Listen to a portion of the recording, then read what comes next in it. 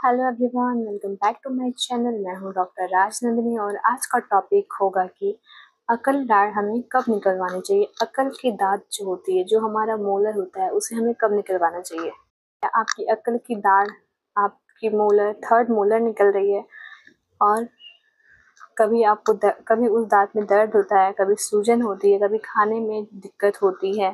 पर आज का मेन सवाल ये है कि क्या अकल दाढ़ हमेशा निकलवाना ज़रूरी होता है या नहीं। आज हम इसी कंफ्यूजन को दूर करेंगे कि क्या हर किसी को अकल की दाढ़ निकलवानी चाहिए। तो सबसे पहले ये जानिए कि अकल दाढ़ होती क्या है। तो अकल दाढ़ यानी कि विजडम टूथ हमारे मुंह के चारों ऊपर और नीचे दोनों तरफ कोने का जो दांत होता है ना, उसको अकल दाढ़ विजडम टूथ कहते हैं। ये दांत ज्यादातर 17 से 25 साल की उम्र के बीच में ही निकलते हैं, लेकिन हर किसी में इस दांत को निकलने के लिए जगह नहीं होता है। किसी का मुंह छोटा होता है, किसी का मुंह बड़ा होता है, किसी का जो ये जॉ है, जो जबड़ा है, उसकी साइज बड़ी होती है, किसी की छोटी होती है। तो हर किसी में सेम कंडीशन नहीं होता है। तो किसी में यह दांत जगह बनाकर अच्छे से निकल जाता है, किसी किसी में नहीं निकल पाता है। तो प्रॉब्लम क्यों होती है अकल दाढ़ से। तो कभी कभी अकल दाढ़ आधी निकलती है और आधी मसूड़ों के नीचे फंसी होती है। कभी कभी तिरछी होकर के बगल के दांतों को धक्का देती है और कई बार मसूड़ों में हमारे इन्फेक्शन और स्वेलिंग कर देती है, क्योंकि पूरी तरह से निकल तो पाती नहीं है। तो आसपास खाना एक्यूमुलेट होता है और वहाँ पे सूजन होता है, स्वेलिंग होता है, खाना फंसता है और इन्फेक्शन हो जाता है, जिसकी वजह से वहाँ दर्द होने लगता है।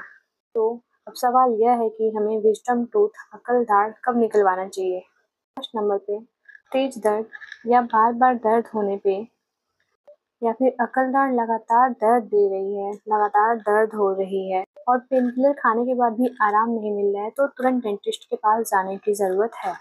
दूसरा, सूजन या इन्फेक्शन होने पर, अगर मसूड़ों में सूजन है या पस बन रहा है या फिर बार बार अल्सर बन रहे हैं, तो अकल दाढ़ निकलवानी पड़ती है। तीसरे नंबर पे है तिरछी या फंसी हुई दांत। कभी कभी क्या होता है, जो हमारी विजडम टूथ होती है, वो सीधा निकलने की जगह तिरछा अगल बगल के साइड की तरफ होकर निकलती है और हमारे अगल बगल के दांतों को दूसरे दांत पे फोर्स अप्लाई करती है, प्रेशर लगाती है। इस तरह से बाकी के जो दांत है उसको नुकसान पहुंचता है। इस कंडीशन में दांत का रिमूवल निकालना ही जरूरी होता है।